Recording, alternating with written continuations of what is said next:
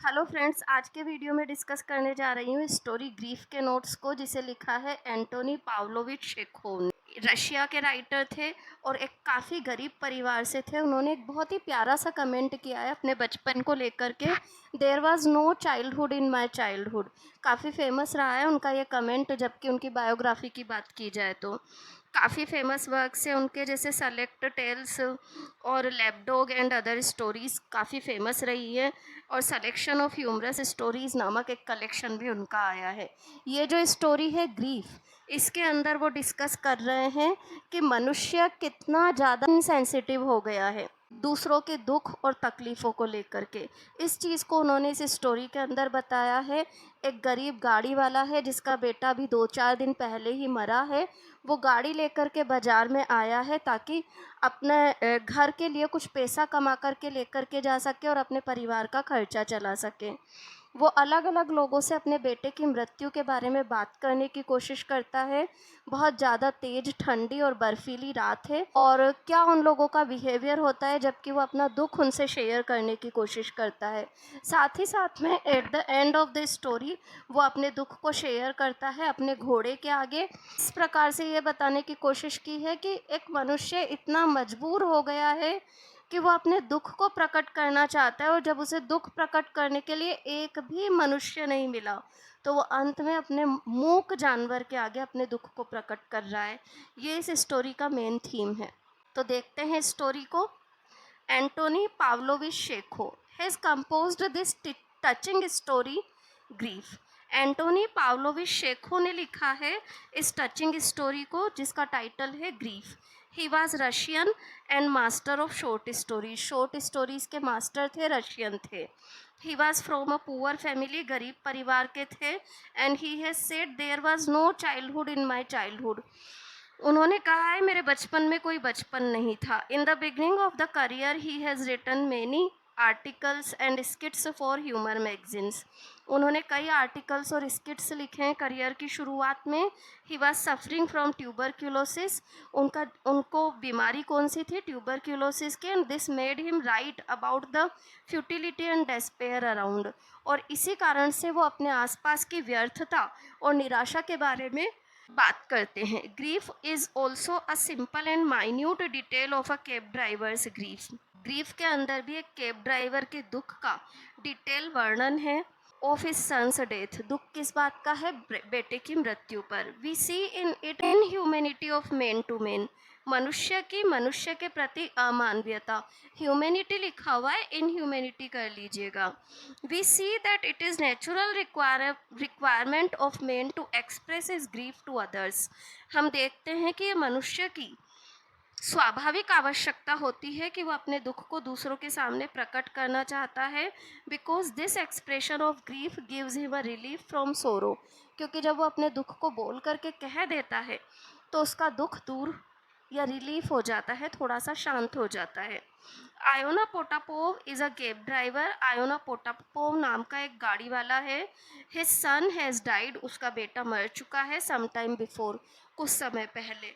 He is over brimming with this sorrow, इसी दुख से वो भरा हुआ है।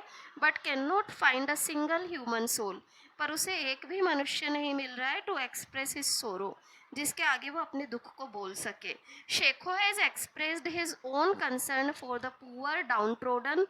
शेखो ने अपनी खुद की चिंता को प्रकट किया है गरीब त्रस्त लोगों के प्रति। From the beginning of the story, कहानी की शुरुआत से Iona is eager to find someone with whom he can share his grief। शुरुआत से ही स्टोरी के आयोना चिंतित है और ऐसे किसी व्यक्ति को ढूंढ रहा है जिसके साथ वो अपने दुख को शेयर कर सके। He is waiting for some fare in a cold dark night. वो किसी सवारी के इंतजार में है, ठंडी रात है काली।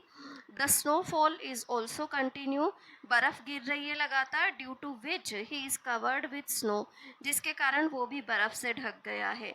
And looking just like a phantom, और एक प्रेत जैसा दिख रहा है, फैंटम दिख रहा है। He is sitting on his box, box पर बैठा है। डज नॉट मूव, हिल तक नहीं रहा है। He has bent himself double, खुद को दुगना दोहरा कर लिया है या सिकुड़ करके बैठा हुआ है। His little horse is also quite white with snow, उसका छोटा सा घोड़ा भी बिल्कुल सफ़ेद पड़ गया है बर्फ़ के कारण, एंड मोशनलेस और गतिहीन है। सडनली समवन कॉल्स हिम, कोई उसे पुकारता है, एंड ही बिकम्स अलर्ट, और वो अलर्ट हो जाता है। This passenger is an officer, ये पैसेंजर एक ऑफिसर है, यानी कि पहली सवारी कौन आया है आयोना की गाड़ी में? ऑफिसर। ये चीज़ ध्यान रखिएगा, 1 नंबर में कई बार पूछा जाता है कि पहली सवारी कौन सी आई थी। Who want to go to Vyborg, और कहाँ जाना चाहता है ये? विबोर्ग वे, ये भी ध्यान रखिएगा। He rebukes Iona as he was not driving carefully, वो आयोना को डांटता है क्योंकि आयोना केयरफुली ड्राइव नहीं कर रहा है। ही कॉल्स हिम डेविल, वो उसे डेविल वुल्फ कहता है। Iona is full of depression, Iona निराश है, एंड डोसाइल और विनम्र भी। He looks at the officer, officer की ओर देखता है, वांट टू डिस्कस हिज सोरो विद हिम, और उसके साथ अपने दुख को शेयर करना चाहता है। ही टेल्स दिस ऑफिसर, वो इस ऑफिसर को बताता है दैट हिज सन बेरिन, बेटे का नाम ध्यान दीजिएगा, Berin, has died this week, इसी हफ्ते मरा है। Officer just asked him what he died of, उसका बेटा कैसे मरा ये पूछता है officer. Iona answers him that he died of high fever. ये भी ध्यान रखेगा कि ऑफिसर कितनी जानकारी प्राप्त करता है और आयोना का बेटा कैसे मरा था, तो हाई फीवर से मरा था। This officer does not take any interest in the story of Iona, Iona की कहानी में ये ऑफिसर कोई इंटरेस्ट नहीं लेता। आफ्टर दिस, इसके बाद, he tells Iona to use his eyes, Iona को कहता है आंखों का इस्तेमाल करे, एंड ड्राइव प्रॉपरली, और प्रॉपरली ड्राइव करे, एंड फास्ट इन डार्कनेस, अंधेरे में जल्दी चलाए। After this Iona sees that the officer has closed his eyes, इसके बाद आयोना देखता है कि ऑफिसर ने आंखें बंद कर लिए, is not interested in his story, और उसकी स्टोरी में उसका कोई इंटरेस्ट नहीं है। After this 3 young man, next सवारी कौन सी है? 3 युवक। 3 young man came to his cab, केम और डालिएगा। 3 युवक आते हैं उसकी गाड़ी में एज अ फेयर, सवारी के तौर पर। दे आर क्वारलिंग, वो लड़ रहे हैं, क्वारलिंग में डबल एल आता है, very much, and they want to decide who to will sit and who stand, और वो ये डिसाइड करना चाहते हैं कौन से 2 बैठेंगे और कौन खड़ा होगा। Because the hump back is the smallest, क्योंकि हम्प बेक सबसे छोटा है। They are having a hot discussion, बहुत ही गर्मा गर्मी वाली उनकी बहस है, and are continuously cursing the cab, और लगातार उस गाड़ी को कोस रहे हैं इन विच दे हैव सीटेड, जिसमें बैठ गए हैं। Iona feels the little man quite close to him, इस छोटे कद के आदमी को आयोना बिल्कुल अपने सिर पर पाता है। He is patiently listening to all the insults, धैर्यपूर्वक वो हर इंसल्ट को सुन रहा है। देवर हर्लिंग एट हिम, जो कि वो उसको कर रहे हैं। His feeling of being alone is leaving him now, अकेलेपन की भावना अब उसे छोड़ रही है।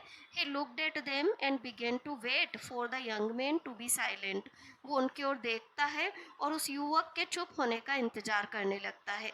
He told him about his son's death, वो उन्हें उनके बेटे की मृत्यु के बारे में बताता है।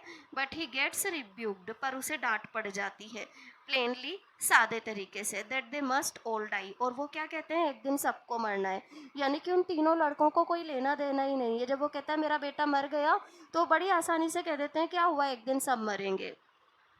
Then they begin jesting, the लिखा हुआ है, देन के बाद दे कर लीजिएगा। Then they begin jesting and cracking jokes, फिर वो हंसी मजाक करने लगते हैं। They asked him if he is married, और उससे सवाल पूछते हैं कि क्या वो शादी हो गई है उसकी। ये सबसे बड़ा इंसेंसिटिव क्वेश्चन लगता है स्टोरी के अंदर, क्योंकि जहाँ आयोना अभी थोड़ी देर पहले ही उनसे बोला था कि मेरा बेटा मर गया, वहाँ थोड़ी देर बाद वो उससे क्वेश्चन कर रहे हैं तुम्हारी शादी हो गई क्या।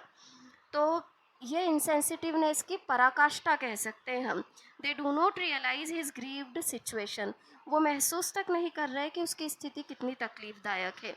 When Iona turns to them tell about his son's death, और जब आयोना उनकी ओर मुड़ता है अपने बेटे की मौत के बारे में बताने के लिए, दे अलाइटेड फ्रॉम हिज केब, तो वो उसकी गाड़ी में से उतर चुके होते हैं, एंड डिसअपियर्ड, गायब हो जाते हैं इन द डार्क नाइट, अंधेरे में। ही इज़ लेफ्ट अलोन, वो अकेला रह जाता है with the grief of his son, बेटे के दुख के साथ।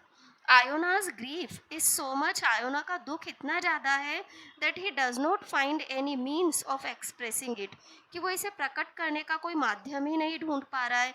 ही इज़ फीलिंग दैट वो ये महसूस करता है कि हिज हार्ट विल ब्रेक, कि उसका हृदय टूट जाएगा, and his grief will scatter over everywhere, और उसका दुख सब जगह फैल जाएगा। He is continuously searching someone, लगातार किसी को खोज रहा है, टू टेल हिज ग्रीफ, अपना दुख बताने के लिए। He sees a hall porter, एक होल पोर्टर को देखता है, and reaches to him to start a conversation, और उसके पास पहुंचता है बातचीत करने के लिए। But this hall porter is very straight forward, पर ये होल पोर्टर भी काफ़ी स्ट्रेट फॉरवर्ड है, स्पष्टवादी है। And says that that Iona should leave him alone, कि आयोना उसे अकेला छोड़ दे। Iona feels that it is not useful to talk to people for getting relief. Iona को भी महसूस हो जाता है कि लोगों से बात करने का कोई फ़ायदा नहीं है रिलीफ पाने के लिए। In the stables he meets a young cab driver, अस्तबल में उसकी मुलाकात होती है एक युवा कैब ड्राइवर से, who is grunting in sleep, जो कि नींद में ही कर्रा रहा है। इन अ कॉर्नर में Iona asks him if he is aware of his son's death. आयोना उससे पूछता है कि तुझे पता है क्या उसके बेटे की मृत्यु के बारे में। In the hospital that week, जो कि इसी हफ्ते हॉस्पिटल में हुई है। But this man covers his face, ये आदमी भी क्या करता है, मुंह ढक के सो जाता है। एंड स्लीप्स फास्टली, गहरी नींद में सो जाता है। Iona wants to tell someone about his grief with full detail. Iona किसी से बात करना चाहता है पूरे वर्णन के साथ अपने इस दुख के बारे में। How he reached hospital, hospital वो कैसे पहुंचा। हाउ ही डाइड, कैसे मरा। How he arranged for funeral, Iona ने अंतिम संस्कार की व्यवस्था कैसे की। He is in search of a listener, वो एक लिसनर की तलाश में है। Who could listen carefully and sympathise with him, जो कि धैर्य से सुने और उसके साथ सहानुभूति रखे। But he is not able to find anyone, पर उसे कोई नहीं मिल रहा है। In the end he begins to talk to his horse, अंत में वो अपने घोड़े से बात करने लगता है। एंड सेज, और कहता है, इफ़ ही हैज़ अ फोल, अगर उसके पास एक बच्चा है। एंड देन हिज फोल ग्रोज अप, फिर ये घोड़े का बच्चा बड़ा होता है। एंड लीव्स हिम अलोन, और उसे अकेला छोड़ देता है। It will be very sad, तो बड़े दुख की बात होगी। The little horse continues his munching, घोड़ा अपनी मंचिंग जारी रखता है। एंड लिसन्स, और सुनता है। Thus he pours out his feelings in front of his animal, और इस तरीके से वो अपनी सारी फीलिंग्स अपने एनिमल के आगे रखता है। इसका जो पैराग्राफ नंबर 1, 3 एंड 4 है, उसमें ऑलमोस्ट समरी पार्ट पूरा कवर हो गया है स्टोरी का, तो ये भी ध्यान रखिएगा। स्टोरी के मेरे नोट्स आप लोगों को अच्छे लगे हों और मेरे चैनल को लाइक, सब्सक्राइब और शेयर ज़रूर कीजिएगा। इसके अलावा भी कोई कन्फ्यूज़न हो प्लीज़ कमेंट बॉक्स में कमेंट डालिए। स्टोरी से रिलेटेड छोटे छोटे क्वेश्चंस भी मैंने मिडवे आप लोगों से डिस्कस किए हैं, तो उन पर भी ध्यान दीजिएगा। Thank you everyone.